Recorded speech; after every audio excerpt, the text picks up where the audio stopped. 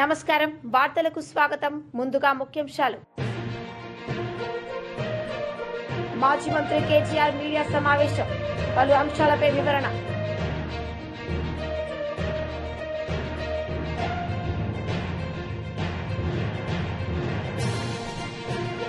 మంగళగిరిలో ఇళ్ల పట్టాల పంపిణీ చేసిన మంత్రి నారా లోకేష్ ఈ సందర్భంగా ప్రసంగం పేదలకు పట్టాభిషేకం కొనసాగుతుంది మంగళగిరిలో ఇండ్ల పట్టాల పంపిణీ చేసిన మంత్రి నారా లోకేష్ ఈ సందర్భంగా ఆయన మాట్లాడారు. ఇక్కడ ఉంటున్నాను, నివసిస్తున్నాను, ప్రజలకు అందుబాటులో ఉండొచ్చు, ప్రజలకు మంచి పనులు చేయొచ్చు అనే ఆలోచనతో ఆనాడు ఇక్కడ పోటీ చేశా. కరెక్ట్గా ఎన్నికలకి 21 రోజుల ముందల తెలుగుదేశం పార్టీ అభ్యర్థిగా మీ ముందల నుంచున మీరు ఎదుర్కొన్న సమస్యలు నేను తెలుసుకోలేకపోయాను. నేనేంటో మీకు అర్థమవలేదు. ఎన్నికలు అయిపోయినాయి. 5300 ఓట్లతో నేను ఓడిపోయాను. మొదటి రోజు బాధ కలిగింది, ఆవేదన కలిగింది. కానీ రెండో రోజు నుంచి ఆ బాధ ఆవేదన నాలో కసి పెంచింది. మంగళగిరి ప్రజలకి మంచి పనులు చేయాలా, తిరిగి వాళ్ళ మనసు గెలుచుకోవాలని ఆనాడే నేను నిర్ణయించుకుంటాం జరిగింది.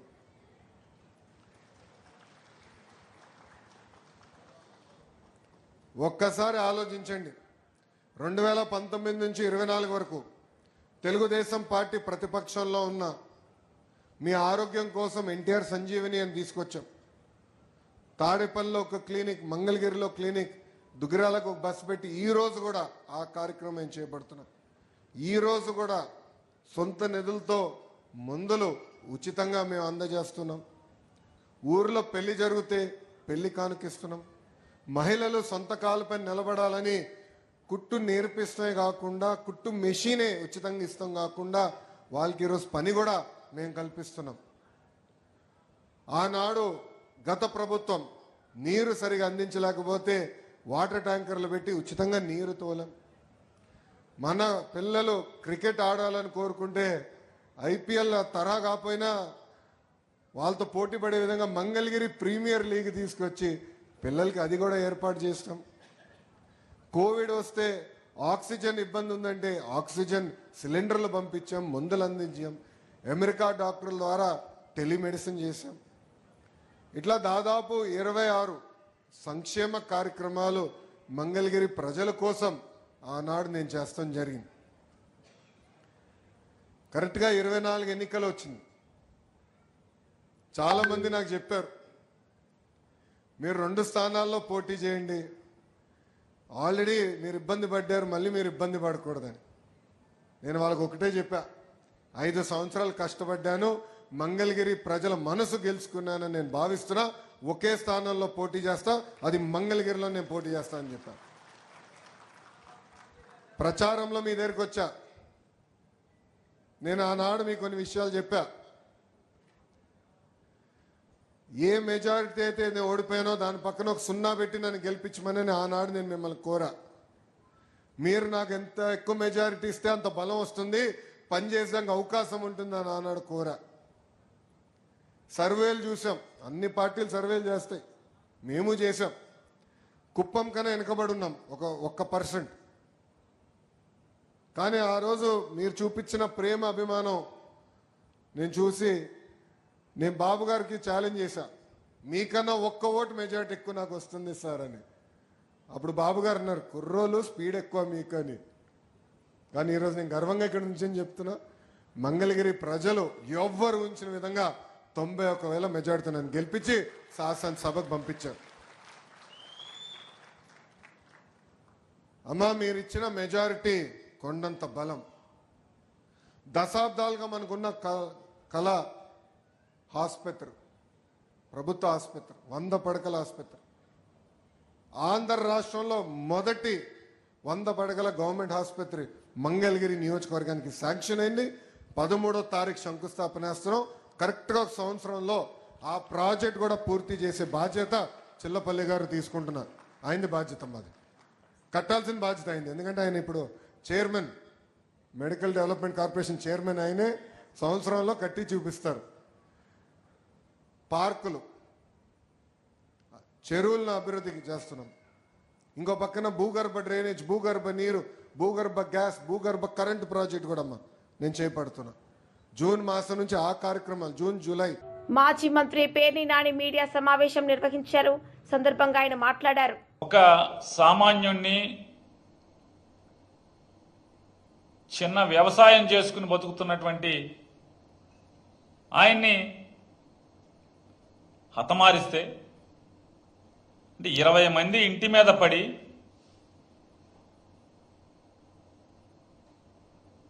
క్రికెట్ బ్యాట్లో లేకపోతే బేస్బాల్ బ్యాట్లో ఇట్లాంటి బలంగా తలకాయ పగిలేటువంటి ఆయుధాలని వెంపడ తీసుకెళ్ళి అంటే ఇంటి మీద పడతాం అంటే అనుకోకుండా గొడవ జరిగి కొట్లాట్లో తెలియకుండానే ఉద్దేశం లేకుండానే మరణిస్తే వేరు, కావాలని మారణాయుధాలతో ఇంటి మీద పడి తండ్రి కొడుకుల్ని ఇద్దరిని చంపే ప్రయత్నం చేస్తే తండ్రి చనిపోతే కనీసం కేసు కూడా సక్రమంగా కట్టని దిక్కుమాలిన ప్రభుత్వం ఇవాళ చంద్రబాబు నాయుడు గారు నడుపుతున్నటువంటి ప్రభుత్వం. ఇంత పాపాలు ఘోరాలు చేస్తా వాళ్ళకి ధైర్యం చెప్పడానికి వెళ్ళినటువంటి జగన్మోహన్ రెడ్డి గారి పర్యటన మీద ఎంత దరిద్రపు కొట్టు నాటకాలు. పర్మిషన్ లేదంటారు, హెలిప్యాడ్ అక్కడ దిగటానికి వీల్లేదంటారు, హెలికాప్టర్ దిగకూడదంటారు, ఒక కారులో వెళ్ళాలంటారు.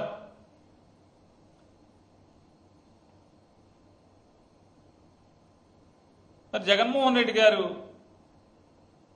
నిజంగా విలువలు రాజకీయాల్లో ఆయన ఎప్పుడూ ఒకటే చెప్తాడు, ప్రజలు మనకు ఓటేసి అధికారం మనకి ఇవ్వాలి, కానీ ఎవరినో పడేస్తేనో ఎన్టీ రామారావు గారిని పడేసినట్టు కుట్రలు చేసి పడేస్తేనో లేదా 10 మందిని కలుపుకుని మ్యానిపులేట్ చేసి వచ్చే అధికారం అది ప్రజలిచ్చిన అధికారం కాదు, అశాశ్వతమైనది, ఎంగిలి కూడుతో సమానమని భావించేవాడు జగన్మోహన్ రెడ్డి గారు. అందుకోసమే మా వాళ్ళు చెప్పే అంటే కార్యకర్తలు గొప్పగా చెప్పుకునేటువంటి సింహం సింగిల్గా వస్తుందంటే దాని అర్థం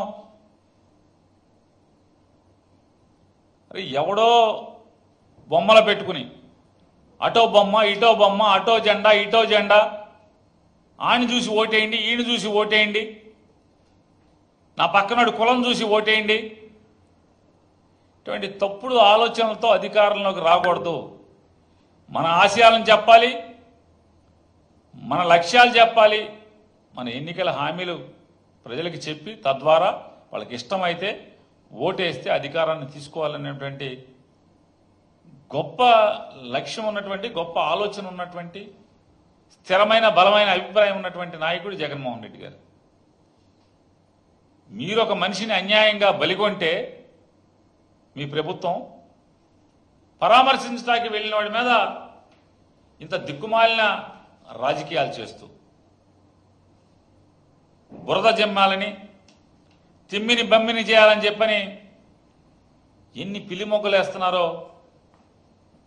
సత్యసాయి జిల్లా రాప్తాడు పర్యటన నుంచి అంటే పర్యటన జరగక ఒక రోజు ముందు నుంచి ఈ రోజు దాకా చూస్తే ఎంత హాస్యాస్పదమైనటువంటి, ప్రజలు నవ్వుకునే పరిస్థితి. నేను చంద్రబాబు నాయుడు గారిని, ప్రభుత్వాన్ని లేదా సత్యసాయి జిల్లా పోలీసు యంత్రాంగాన్ని సూటిగా అడుగుతున్నాం, ఎంత దిగజారి ప్రచారం చేస్తున్నారు, మాట్లాడుతున్నారు తెలుగుదేశం ఈ కూటమి నాయకులంటే. జగన్మోహన్ రెడ్డి గారు పర్యటన ఇచ్చే ముందే, షెడ్యూల్ ఇచ్చే ముందే ఒకవైపే హెలికాప్టర్లో వస్తారు, మళ్ళీ కారులో వెళ్తారని ఇచ్చారంటారు. ఇది పచ్చి పాపం కాదు. ఆయన ఏ విమానాశ్రయం నుంచి హెలికాప్టర్లో బయలుదేరాడో మళ్ళీ పర్యటన ముగించుకునేది కూడా అదే విమానాశ్రయంలో దిగటానికని చెప్పని షెడ్యూల్ ఇస్తే ఒక సైడే షెడ్యూల్ ఇచ్చారని చెప్పి మాట్లాడతారు. విమానాన్ని, హెలికాప్టర్ని ఒకవైపుకే కిరాయి మాట్లాడుకున్నారని మాట్లాడతారు. అంటే ఎందుకు మీకు అంటే ప్రభుత్వం ప్రజలు ఇచ్చింది, అరే మాకు ఇచ్చిన మాట నిలుపుకోండి, ఈ రాష్ట్రాన్ని బాగు చేయండి అని ఇస్తే 24 గంటలు దిక్కుమాలిన రాజకీయాల్లో ఈ ప్రభుత్వాన్ని గడిపేటువంటి పరిస్థితి. వాళ్ళు జగన్మోహన్ రెడ్డి గారు మాట్లాడతారు, మంత్రులు మాట్లాడతారు, బాధ్యతగా మెలగాల్సినటువంటి మంత్రులు మాట్లాడతారు. ఇవాళ రాష్ట్ర ముఖ్యమంత్రి మాట్లాడుతున్నాడు. ఇలా బరితెగింపు మాటలు ఏంటంటే జగన్మోహన్ రెడ్డి గారంట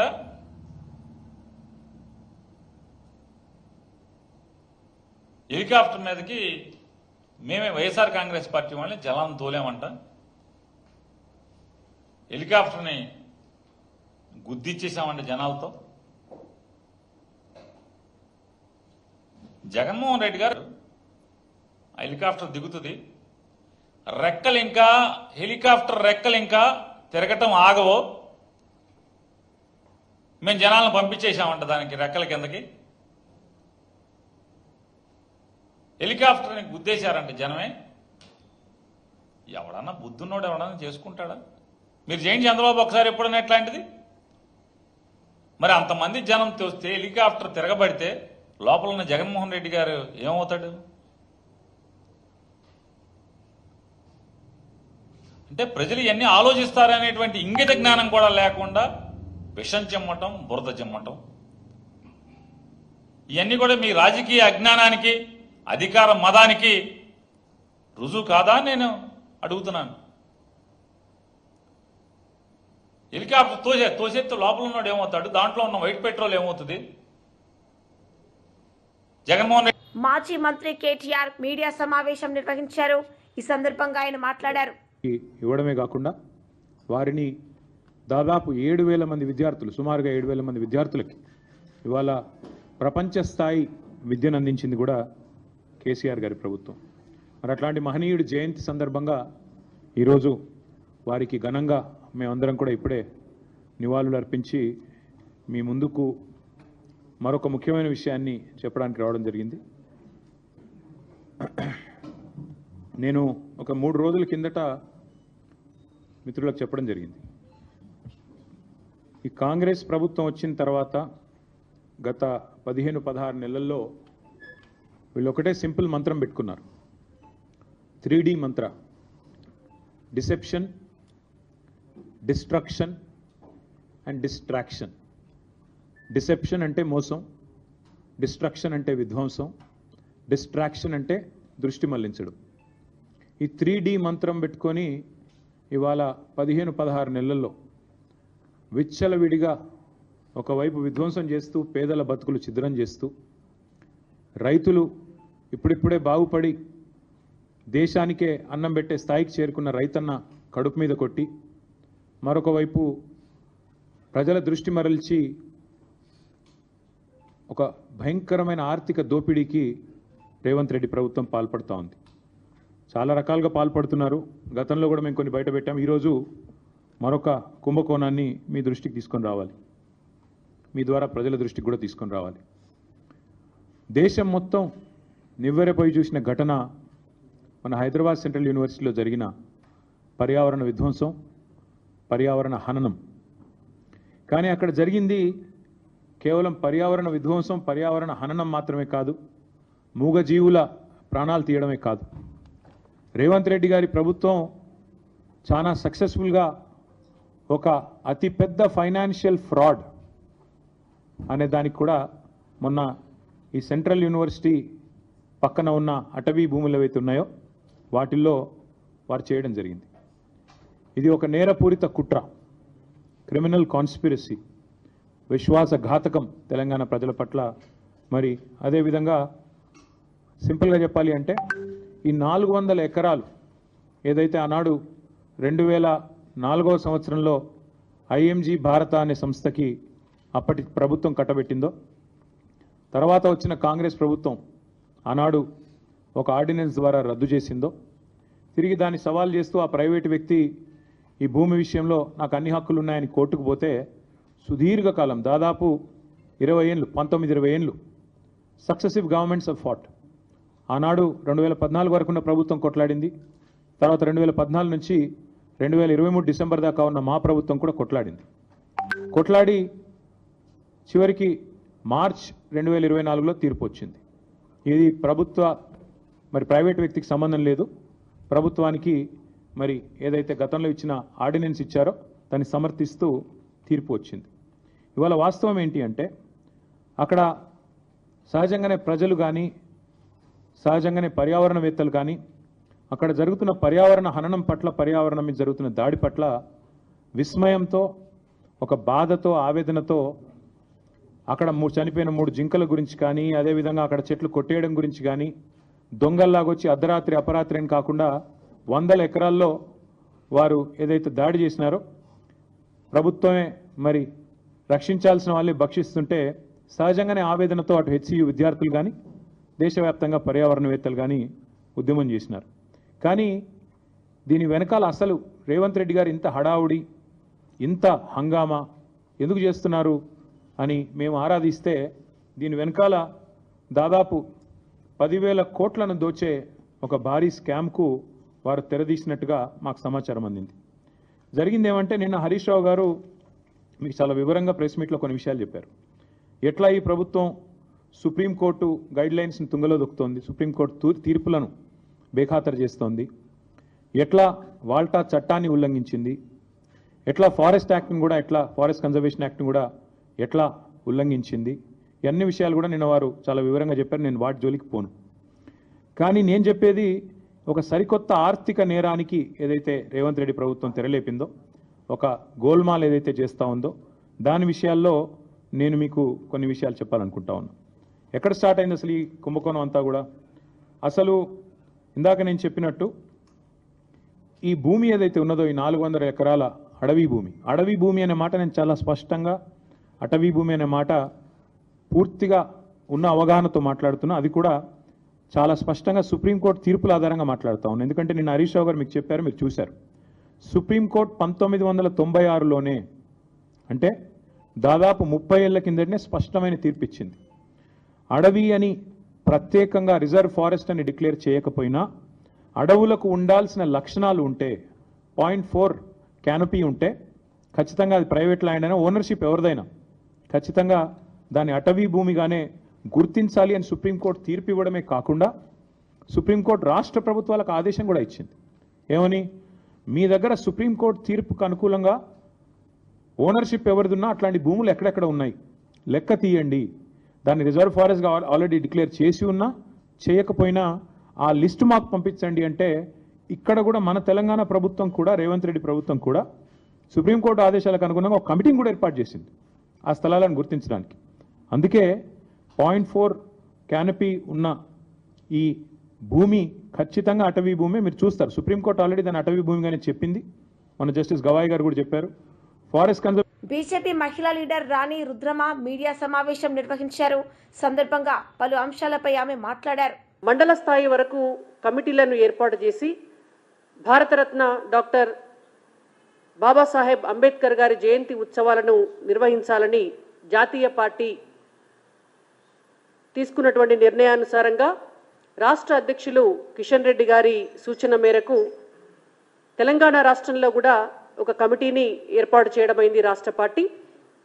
దానికి దుగ్గ్యాల ప్రదీప్ కుమార్ గారు కన్వీనర్గా, నేను రాణి రుద్రమ రాష్ట్ర అధికార ప్రతినిధి, అలాగే శ్రీ కొప్పు భాషా గారు ఎస్సీ మోర్చా మాజీ రాష్ట్ర అధ్యక్షులు, శ్రీ తాడూరు శ్రీనివాస్ గారు బీజేపీ రాష్ట్ర కార్యవర్గ సభ్యులు, శ్రీ చీకోటి ప్రవీణ్ గారు బీజేపీ నాయకులు ఈ కమిటీ సభ్యులుగా ఉండటం జరిగింది.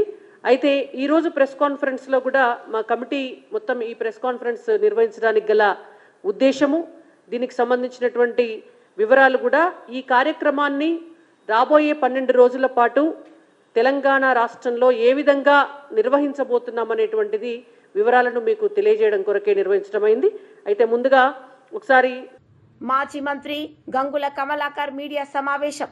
ఈ సందర్భంగా ఆయన మాట్లాడారు.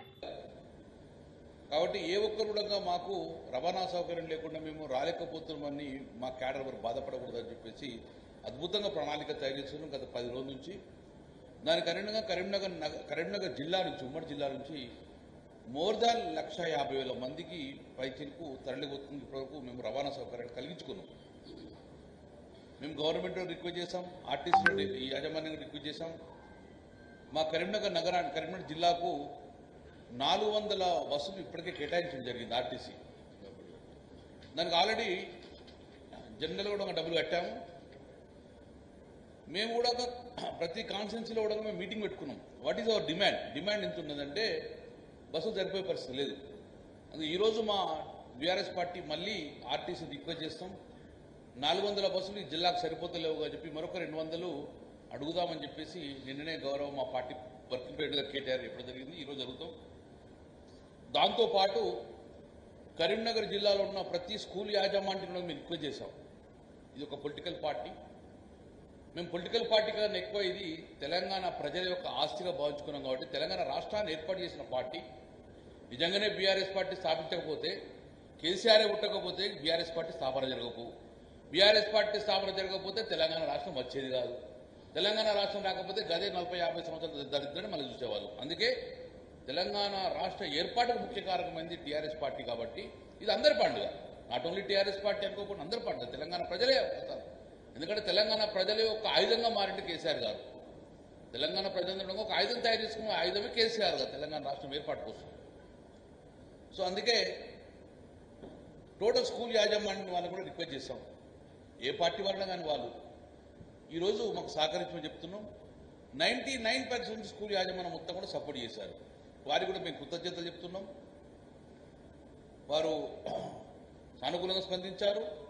ఇంకా కొంతమంది స్కూల్లో కూడా అడుగుతున్నాం. వాళ్ళ గుణంగా రిక్వెస్ట్ చేస్తే ఆ స్కూల్, ఎందుకంటే డబ్బులంటే ఏదో పార్టీ నుంచి తీసుకొచ్చుకొని బస్సులు ఇక్కడ ఇమ్మీడియట్గా బస్సు రవాణా సౌకర్యం దొరకలేదు కదా.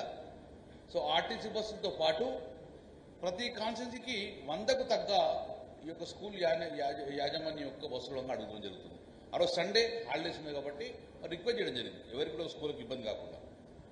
దాంతోపాటు ప్రైవేట్ బస్సెస్ సర్వీస్ కూడా ఉన్నాయి ఇక్కడ. సో కరీంనగర్ జిల్లాలో నాకు తెలిసి ఒక 60 నుంచి 70 ప్రైవేట్ బస్సెస్ కూడా ఉన్నాయి. అవి కూడా తీసుకోవడం జరిగినాయి. ఇవన్నీ కలిపితే కూడా ఇంకా డిమాండ్ పెరుగుతుంది, సరిపోతలేదు. కాబట్టి ఈరోజు మళ్ళీ మేము ఆర్టీసీని మేము రిక్వెస్ట్ చేస్తాం. కొన్ని మహారాష్ట్రలో బస్సులు తెప్పిస్తున్నాం ఈ పార్టీకి. ఎందుకంటే తెలంగాణ రాష్ట్రంలో అన్ని ప్రాంతాల నుంచి ఈ పండుగకు వస్తున్నారు కాబట్టి మహారాష్ట్రలో నుంచి కూడా కొన్ని వెహికల్ తెప్పించుకోవడం జరుగుతుంది. ఎనీహౌ ఇప్పటి వరకు మేము చొప్పదండి కానీ, కరీంనగర్ కానీ, మానకొండూరు కానీ, హుస్నాబాద్ కానీ ఇట్లా అన్ని ప్రాంతాలలో మా కాన్స్టిట్యూన్సీ మీటింగ్ ప్రజల నుంచి అభిప్రాయాలు సేకరించడం జరిగింది. సో వాళ్ళ డిమాండ్కు తగ్గట్టు మేము రవాణా సౌకర్య వాటిలలో మేము డెఫినెట్గా సక్సెస్ అవుతాము. ఇక్కడ కూడా ఇబ్బంది కాకుండా ఉంటున్నాం కాబట్టి.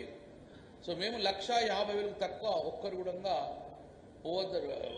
పోవాలని నిర్ణయించుకున్నాం. ఎందుకంటే డిమాండ్ అట్లా వచ్చింది కాబట్టి దాన్ని కూడా మేము ఇవాళ రేపట్లో కంప్లీట్ చేసుకుంటాం.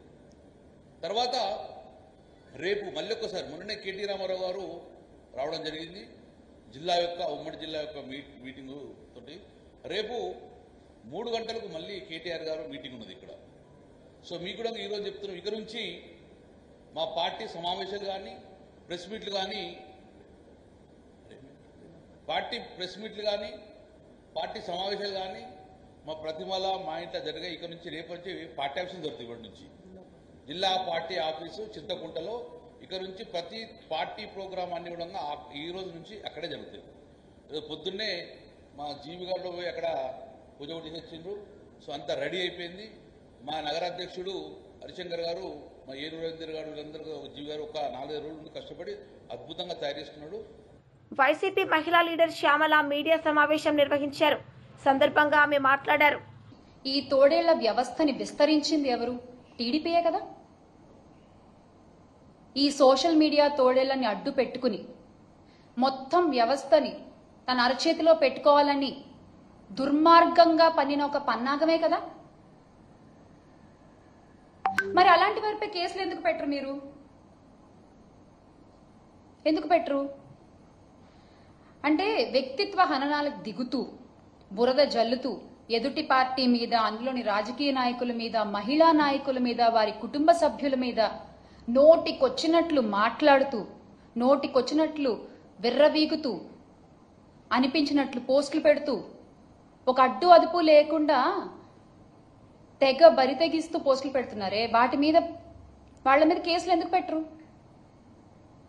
మీరు పెట్టరు, ఎందుకంటే వాళ్ళని పెంచి పోషిస్తున్నది మీరే కాబట్టి.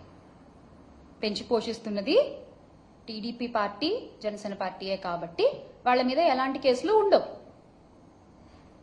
అంటే మీరే పోస్టులు పెడతారు, మీరే బాధ పెడతారు, ఎవరినో ఒకరిని అరెస్ట్ చేసినట్టుగా చూపించి ఇదిగో మాకు మహిళల పట్ల ఇంత గౌరవం ఉంది, అసలు మహిళల్ని ఎవరు ఒక్క మాట అన్నా అది మా పార్టీ వాళ్ళైనా సరే మేము ఊరుకోము, మేమంత ప్రేమిస్తాం మహిళల్ని అంటూ మళ్ళీ పింకాలు పలుకుతారు.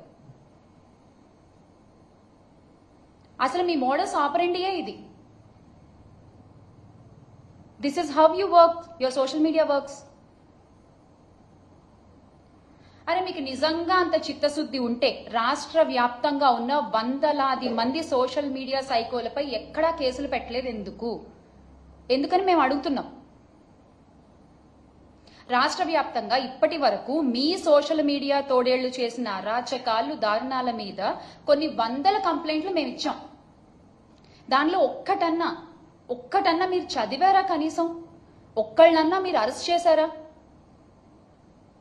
వాళ్ళని మీరు అరెస్ట్ చేయరు, ఎందుకంటే మిమ్మల్ని జాకీలేసి లేపాల్సింది వాళ్లే కదా, అందుకని వాళ్ళని మీరు అరెస్ట్ చేయరు. నిన్న కూడా ఆ కిరణ్ అనే వ్యక్తిని మీరు ఎప్పుడు అరెస్ట్ చేశారు?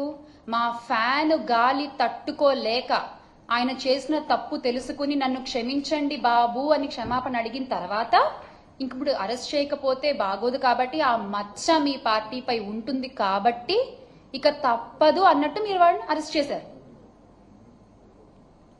నిజంగా మీకంత చిత్తశుద్ధి ఉంటే వందలాది మంది టీడీపీ యాక్టివిస్టులు అరాచక పోస్టులు పెడుతున్నారు కదా, వాళ్ళందరినీ అరెస్ట్ చేయండి. వార్తలు ముగించే ముందు ముఖ్యాంశాలు మరోసారి.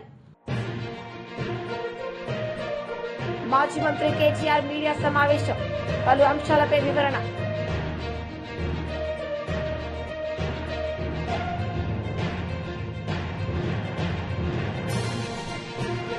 మంగళగిరిలో ఇళ్ల పట్టాల పంపిణీ చేసిన మంత్రి నారా లోకేష్, ఈ సందర్భంగా ప్రసంగం.